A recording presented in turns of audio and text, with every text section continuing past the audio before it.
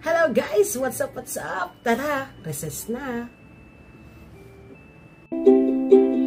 Kabataan, si Jesus ang kalakasan. Kabataan, si Jesus paglilingkuran.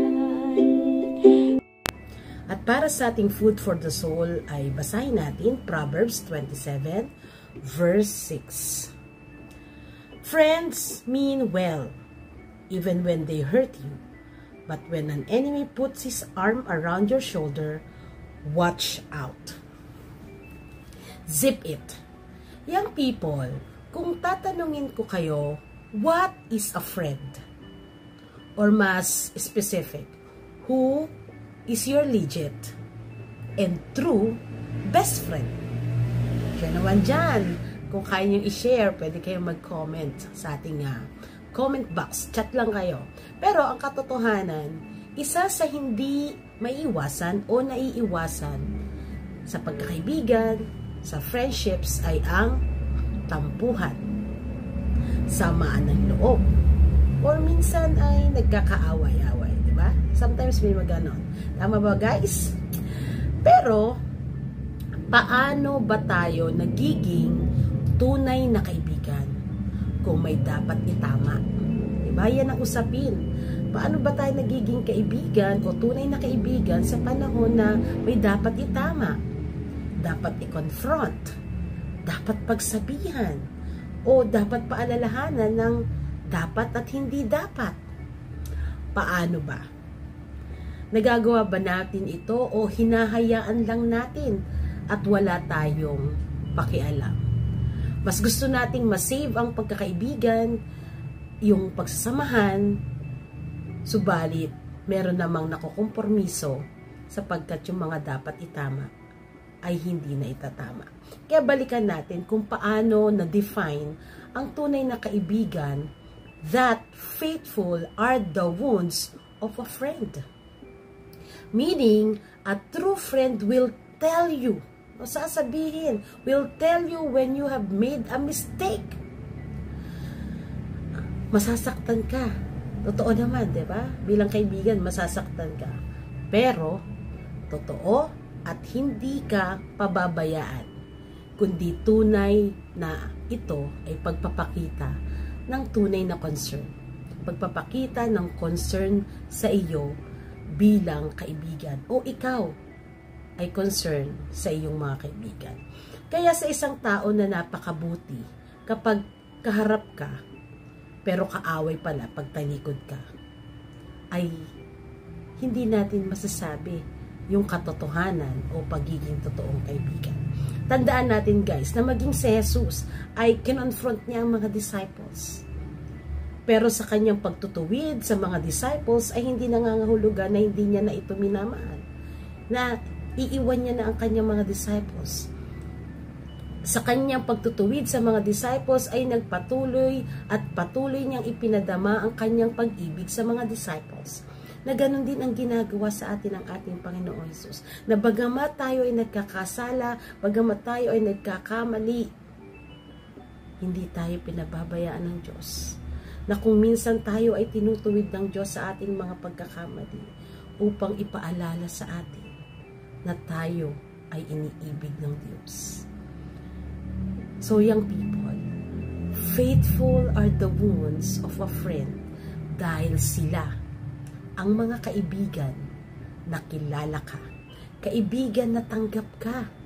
Mga tunay na kaibigan na nagmamahal sa iyo. Yung mga kaibigan na yan, kahit itinutuwid tayo, pinapaalalahanan tayo, sila ang mga gift ng Diyos sa buhay mo.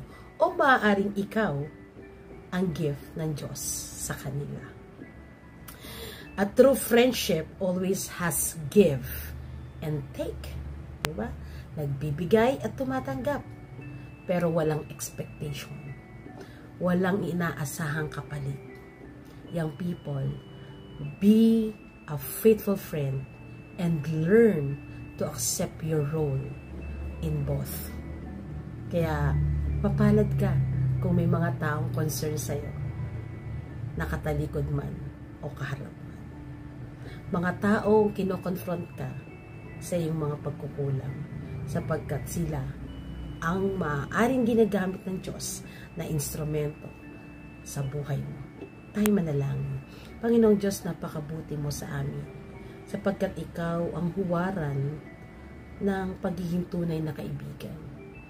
Na kami, hindi man kami karapat, dapat tinuring mo rin kaming kaibigan.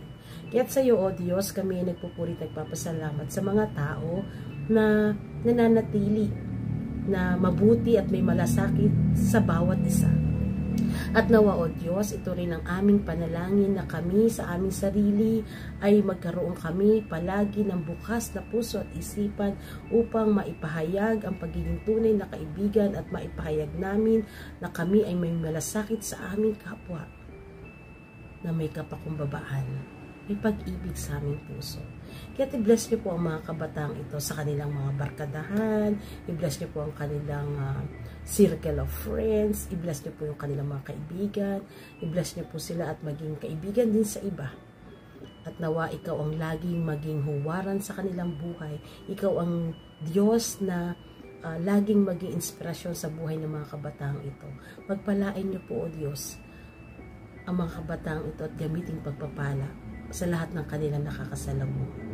I pray, Lord, na magkaroon ng mas matibay at matatag na pagkakaibigan, pagsasamahan, pamilya, na magpapalago ng kanilang buhay pananampalataya.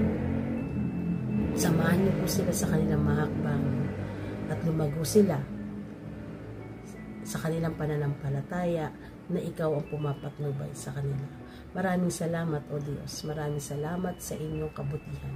Salamat po sapagkat nariyan ka upang ituwid kami sa aming mga pagkukulang at patawarin niyo po kami, Panginoong Hesus, sa aming mga kasalanan, sa aming pagkukulang, sa aming mga pagkakamali.